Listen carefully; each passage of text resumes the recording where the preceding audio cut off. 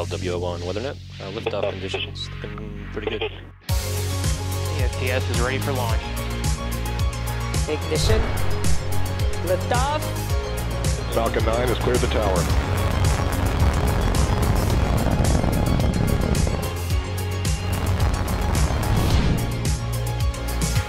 Ten, 9, 8, Side booster ignition. 6, 5, 4, 3, 2, 1.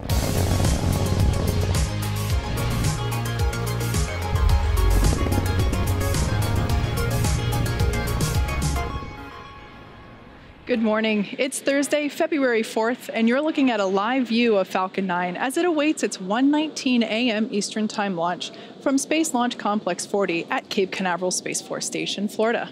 My name is Kate Tice, and I'm a senior certification engineer here at SpaceX, joining you from our headquarters in Hawthorne, California. You're watching a live webcast for our 18th Starlink mission and our 4th launch of 2021.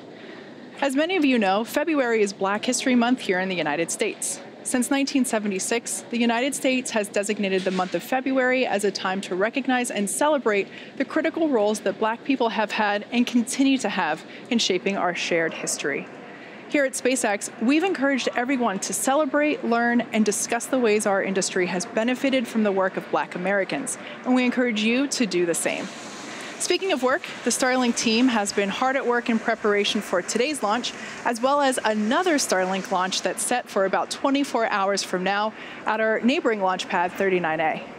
As many of you know, Starlink is a constellation of satellites that can provide high-speed, low-latency internet all over the globe, particularly in remote or rural areas where connectivity is limited or completely unavailable. Over time, we continue to expand our coverage area as we launch more satellites. If you're interested in knowing if Starlink is available in your area, you can check that out by visiting starlink.com. At this point, we're currently at T-minus 9 minutes and 45 seconds and have been making forward progress in the countdown. About 45 minutes ago, at the T-minus 1 hour mark, our chief engineer held a technical poll. About 20 minutes later, our launch director held a propellant load and launch readiness go, no-go poll. With our team's go for launch, Falcon 9 started loading propellants at T-minus 35 minutes. Weather at the launch site is looking great, but we are keeping our eyes on weather for our recovery operations out in the Atlantic Ocean. But as of now, all systems are green for an on-time liftoff of 1:19 a.m. Eastern. With that, let's take a closer look at that rocket you see on your screen. You're looking at a live view of Falcon 9 standing 229 feet tall, which is slightly taller than a 21-story building. Falcon 9 is a reusable two-stage rocket designed and manufactured by SpaceX for the reliable and safe transport of people and payloads into Earth orbit and beyond. And if you happen to be down in the Cape Canaveral area right now, you'd notice that we have not one, but 2 rockets currently vertical, as you see there, one on each of our pads. On the left-hand side is the Starlink mission that's set to take off just a couple minutes from now. And on the right is another Starlink mission at our pad 39A at Kennedy Space Center. And that mission is currently targeted to launch this Friday. These 2 launches will mark our 4th and 5th launches already for 2021. So clearly a busy start, but off to a great start. Hopefully you can join us for our next Starlink mission later this week. Getting back to today's mission, starting at the base of your screen, you can see the bottom 2/3 of the vehicle that's covered in soot from a previous mission. That's our first stage. At liftoff, Falcon 9's first stage has thrust greater than 5 747 airplanes at full power, consuming 700 gallons of fuel per second. With the help of 9 Merlin engines, its objective is to accelerate the vehicle through the Earth's atmosphere to space and then separate from the rest of the rocket at about 2.5 minutes into flight. From there, it'll make its way back to Earth, and we're targeting a drone ship landing there you see on your screen, our drone ship, Of Course I Still Love You. For reference, our drone ships are equivalent to the size of a football field. If successful, this will mark our 74th recovery of an orbital class rocket. Above the first stage is the second stage, and that has a single Merlin vacuum or MVAC engine, which ignites after the first stage separates. At full power, the Merlin vacuum engine operates with the greatest efficiency ever for an American-made hydrocarbon rocket engine. The second stage is what will carry our Starlink satellites to orbit. And there at the top of the rocket, you'll also notice the large nose cone. That is the satellite fairing. The fairing houses the Starlink satellites and protects them until the vehicle is outside the Earth's atmosphere, at which point the fairing separates to expose the satellites to space. Today, we are using a flight-proven fairing. Each half has flown once before, and we will be attempting to recover each of them again by retrieving them from the water using our vessels that you see there on screen, Ms. Chief and Ms. Tree. And lastly, the large truss structure that you see there next to the rocket is the Transporter Erector, or TE. We use it to roll the rocket out to the pad and raise it to its vertical launch position. The TE also routes the vehicle's fluids, power, and telemetry umbilicals from the ground systems to the rocket and satellites until F9 goes on internal power and clears the pad. At liftoff, it will retract in order to clear the way for Falcon 9's ascent. In a rare occurrence for tricky Florida weather around the Space Coast, tonight our probability of violating launch commit criteria is 1% or less. But like I said, we are keeping our eye on the weather out in the Atlantic Ocean for our recovering operations. With that, the vehicle, satellites, the weather, and the range are all looking good for an on-time liftoff just a few minutes from now. Starlink is now delivering beta service both domestically and internationally, and the team will continue to push toward near global coverage of the populated world in 2021. During our beta program, users can expect to see data speeds vary from 50 megabits per second to 150 megabits per second, along with brief periods of no connectivity, and latency from 20 milliseconds to 40 milliseconds in most locations. As we launch more satellites, install more ground stations, and improve our networking software, data speed, latency, and uptime will all improve dramatically. Starlink is available to a limited number of users at this time, but if you're interested in finding out if Starlink is available in your neighborhood, head over to starlink.com. At this point, we are at T-minus 4 minutes and 30 seconds from liftoff, and Falcon 9 is now moving into the final stages of the countdown. We're currently waiting for the Transporter Erector, or that TE, to retract. That's the painted white structure there next to the vehicle. And once it retracts, it may have already, there we go. We heard the call out, and you can see the cradle arms there, and it's moving to its pre-launch position, which is about 2 degrees away from the rocket. At liftoff, hydraulics will move that TE to a position of 45 degrees from the rocket. If you listen closely, you might be able to hear the hiss and pop of pressure venting from the vehicle and the plumbing in the Transporter Erector, and that's all completely normal. At this point in time, the first and second stages are both nearly fully loaded with 1 million pounds of kerosene fuel and liquid oxygen. Super chilled liquid oxygen is our propellant oxidizer, and it's that super chilled LOX that is creating those white clouds that you see there around Falcon 9. That happens when that super chilled liquid oxygen comes into contact with the ambient air around it. And there we heard the call. Strong back retraction is complete. So the first stage should be finishing up that prop load here in 10 seconds at T-minus 3 minutes, and second stage will wrap up prop load at T-minus 2 minutes. At T-minus 60 seconds, we'll hear the call out that Falcon 9 is in startup. This means that the rocket's autonomous internal flight computers have taken over the launch countdown. Just inside of T-minus 2 seconds, we light the Merlin M1D engines. We use T-Tab as our ignition fluid. When it mixes with oxygen, it burns a bright green-colored flame. We then allow the fuel into the thrust chamber, and the engine comes up to full power for liftoff at T0. Stage 1 LOX load complete. And there we hear the call out that stage 1 LOX load is complete. Second stage will be wrapping up momentarily. The Starlink payloads continue to be healthy, and the F9 team tracking no issues with the rocket. Like I mentioned before, less than 1% chance of violating our our weather rules at the Space Coast launch site there you see. But we are keeping our eyes on the weather around our recovery operations. And the range has cleared the surrounding ground, water, and airspace, and are green for launch. Now, if for some reason we don't get to launch today, we do have a backup opportunity on February 5th at 12:58 a.m. Eastern Time.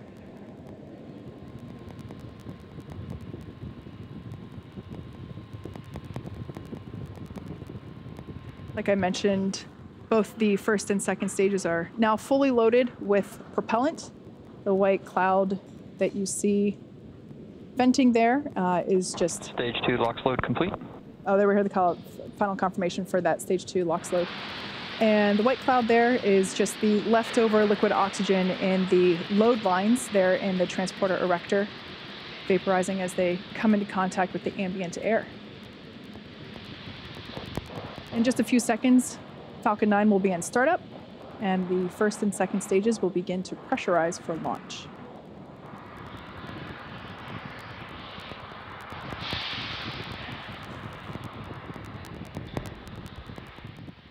Falcon 9's in startup. So there we heard the call out.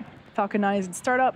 The onboard flight computers have taken over the launch countdown.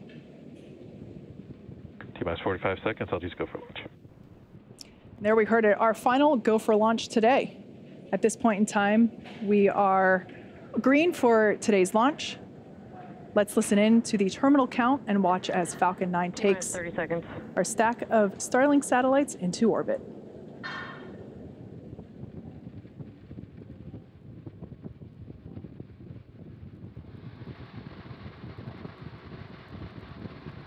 T-minus 15 seconds. 10, 9, 8, 7, 6, 5, 4, 3, 2, 1, 0. Ignition. And liftoff.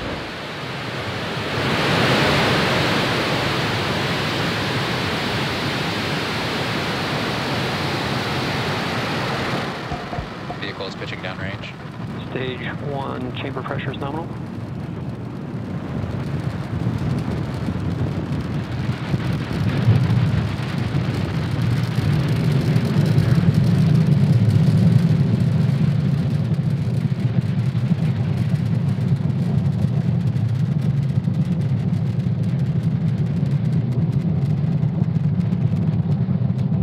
There we see Falcon 9 has successfully lifted off from Cape Canaveral Space Force Station, carrying our stack of Starlink satellites into orbit. There we just heard that power and telemetry are all nominal. We're going to throttle the engines down in preparation for max Q. And this is the largest structural load that the vehicle will see during ascent, so slowing the vehicle down a little helps during that short period. Max Q coming up here in just a couple of seconds.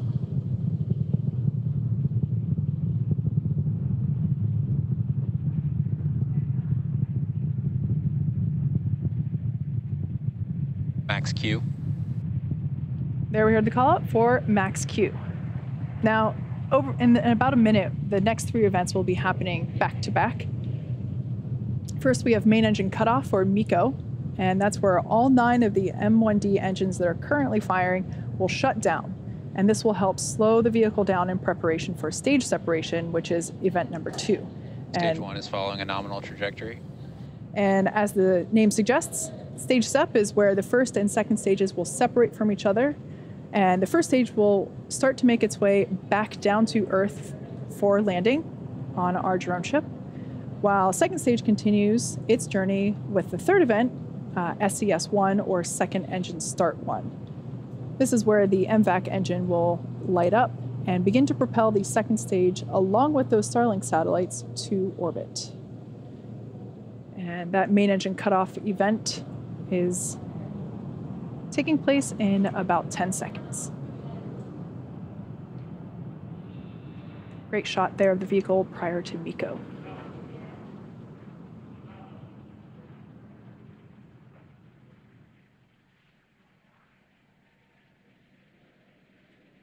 Main engine cutoff.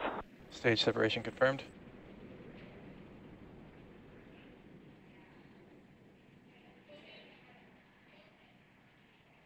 All right, all 3 of those events happening in quick succession prior to MVAC ignition there that you see. Caught a glimpse of, oh, and on the left-hand side of your screen, you can see the Space Coast illuminated by the night lights. That's an awesome shot there as we see the grid fins beginning their deployment. So everything looking great there on second stage. Bearing separation confirmed. We heard the verbal call out, and Both there on your vehicles are screen you can following see. nominal trajectories. All right, great news all around. We had fairing separation. Those we'll be attempting to recover those using our recovery vessels. Then we heard everything looking nominal for both first and second stages. It's dark on the left-hand side of your screen there as the Space Coast night lights fade out of view, but that first stage is going to be coming back down and making a landing. And in order to do so, it'll be executing 2 burns in order to make that drone ship landing. The first burn is the entry burn, where 3 of the M1D engines will reignite. This will help to slow the stage down as it re-enters the upper part of the Earth's atmosphere. The second burn is the landing burn, and that is Acquisition of signal, Bermuda. And that is a single engine burn where we will reignite the center engine, and that will help bring the vehicle speed down rapidly in order to make a soft landing on our drone ship. Of course, I still love you. Everything continues to look great there. Trajectory looking nominal for second stage. Bright white glow coming from that MVAC nozzle.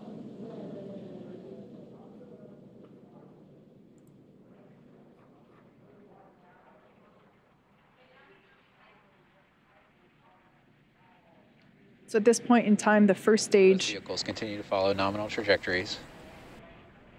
At this point, the first stage is now beginning to descend back to Earth. It is equipped with 4 hypersonic grid fins that are positioned near the top of the first stage. We don't have any light illuminating the vehicle at the moment, so can't really make them out on camera. So we're providing you views of our second stage instead.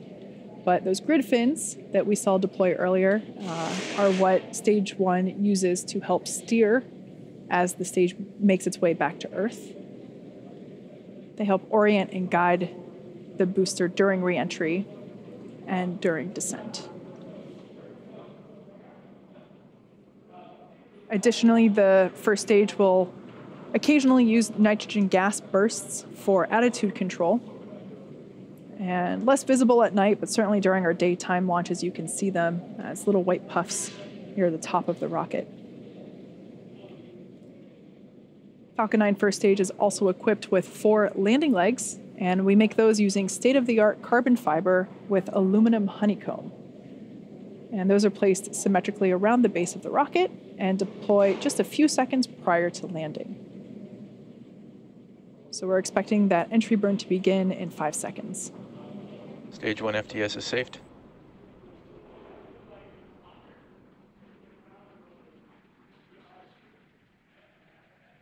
Stage 1 entry burn startup. All right, so this 20-second burn has just begun, and you can see that there on the left-hand side of your screen.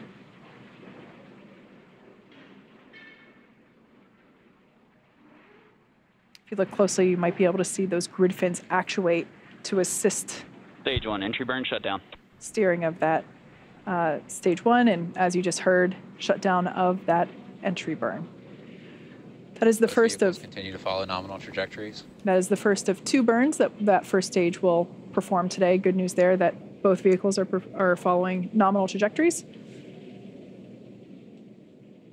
That landing burn will take place in just under a minute. Because this landing is a drone ship landing instead of a land landing or return to launch site landing, there's only 2 burns required for this landing attempt as opposed to 3, because the first stage follows an arc. There is no boost back or entry transonic. there is no boost back or flip maneuver required. So only 2 burns being executed today. Everything continuing to look nominal there with the second stage as it carries our stack of Starlink satellites.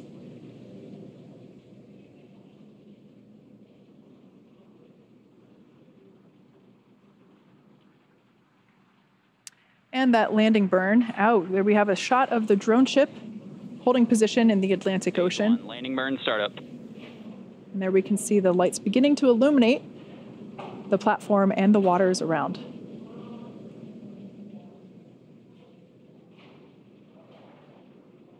Stage 2 has entered terminal Stage guidance. 1, landing leg deploy.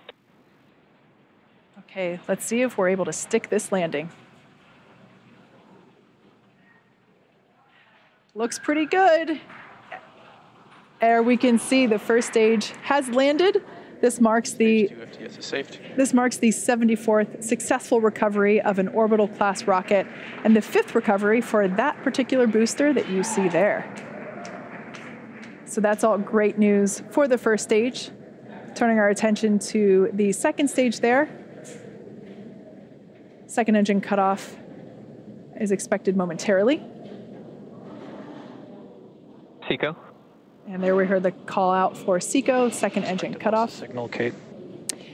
And we're gonna wait to hear the call out for good orbit.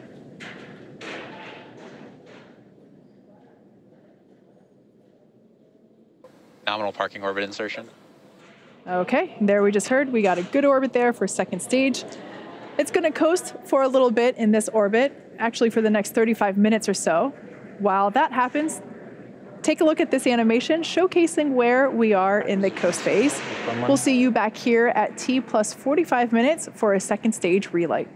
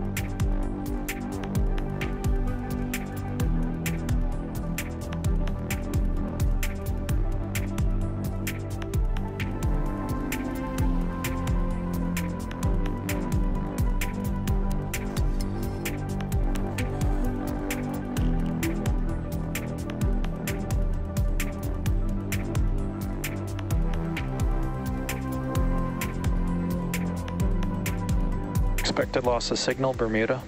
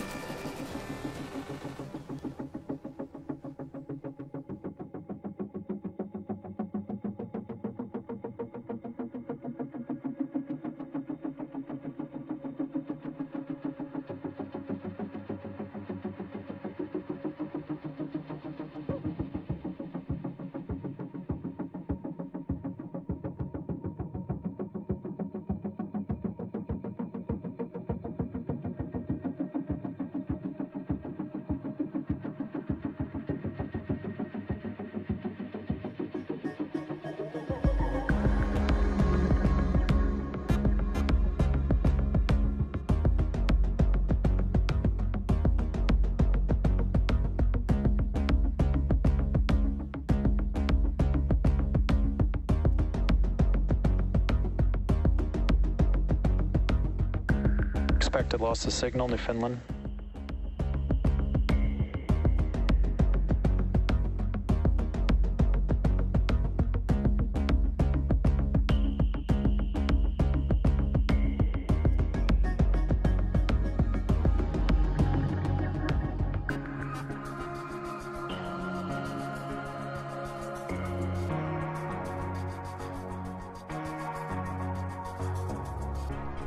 Acquisition of signal, Goonhilly.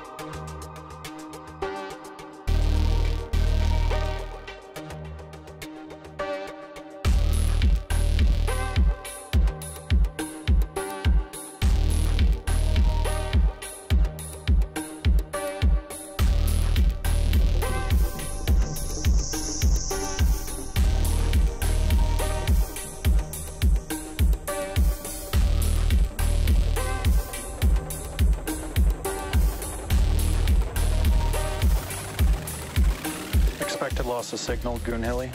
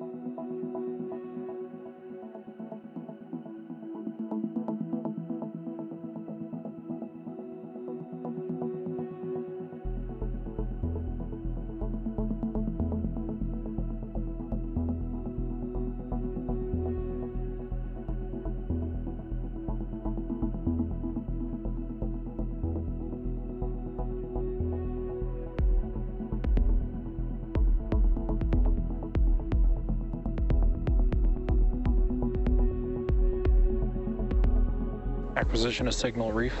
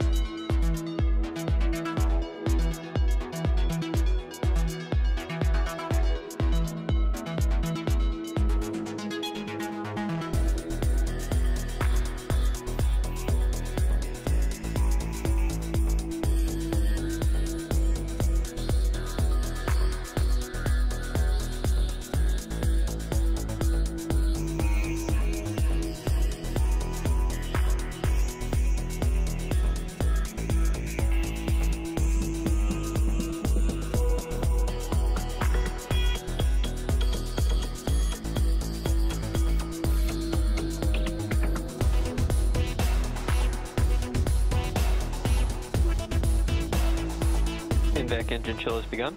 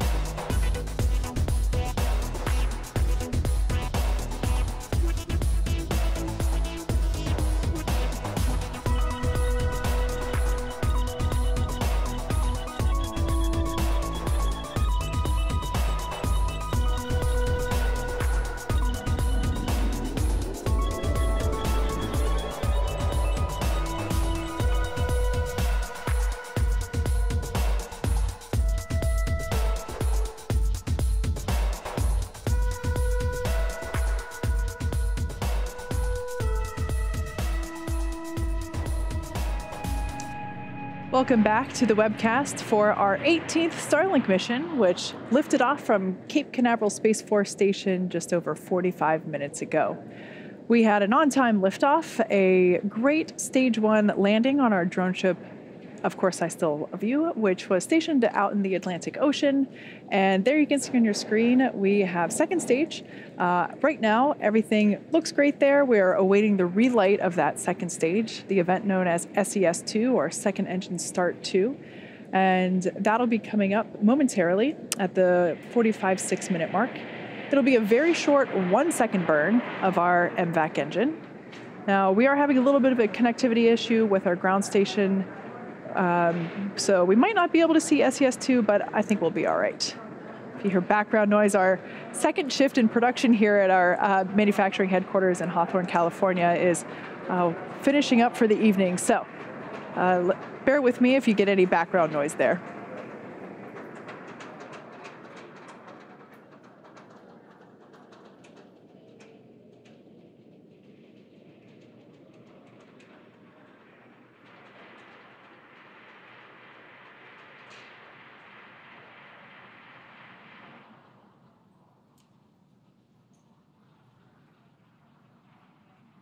If you're just joining us, we are coming up to Second Engine Start 2, or SES2, the second and final burn for our MVAC engine this morning.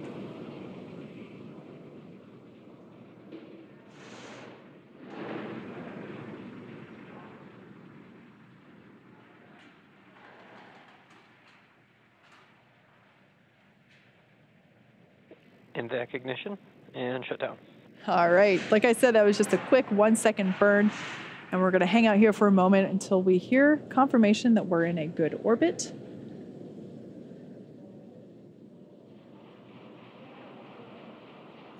Like I mentioned, that is the Nominal insertion orbit.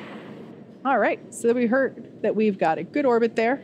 Expected loss of signal, reef. We have another 15-minute coast phase before we deploy this next batch of Starlink satellites into orbit. During this time, the spacecraft will start to spin along its central axis, and that'll give the Starlink satellites the momentum that they need to space themselves out over time after they deploy. While this happens, sit back and enjoy some more space tunes. We'll see you back here at T+1 hour and 4 minutes.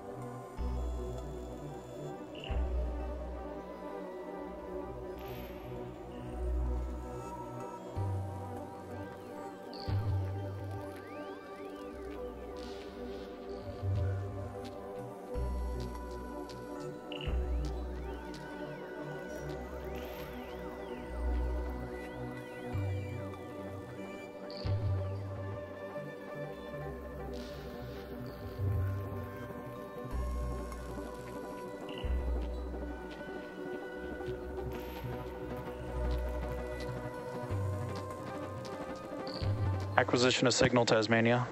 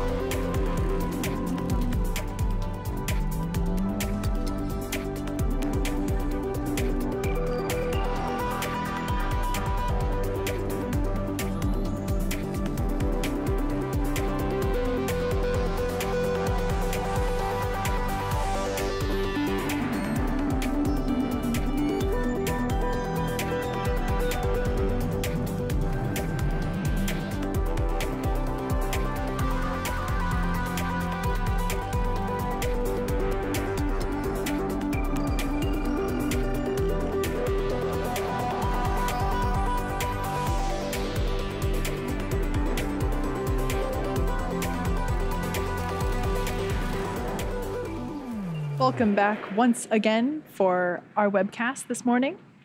We had an on-time liftoff from Space Launch Complex 40 and first stage landing on our drone ship. At this point, second stage has completed its 2 MVAC burns, and we're now coming up on deployment of our Starlink satellites. That should be happening here just momentarily.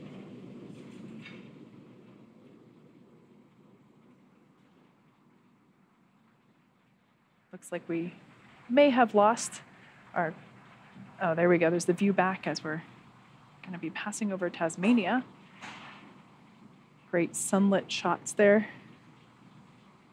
At this point, the second stage has begun to spin a little bit so that the Starlink satellites have momentum to space out after deployment.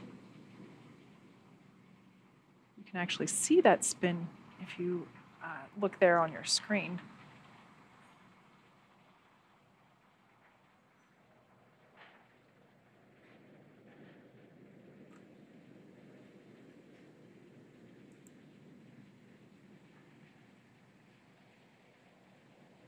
I'm hearing we might lose that ground station signal Separation confirmed. prior to deployment. Oh, but there we heard the call out, and we can see it on the screen. We've got deployment of this batch of Starlink satellites. There you can see that they are slowly separating. We ended up losing that signal, but just after that deployment. So as you might have noticed, they did begin to start slowly separating out from the second stage. Shortly, they'll be deploying their solar arrays, and over the next few days and weeks, they'll distance themselves out from each other and use their onboard ion thrusters to make their way to their operational orbit. But with that, we're going to bring our webcast to a close. Thank you to the Range and FAA for supporting today's mission. If you're interested in Starlink service, head over to starlink.com and sign up. Thanks for joining us, and have a great morning.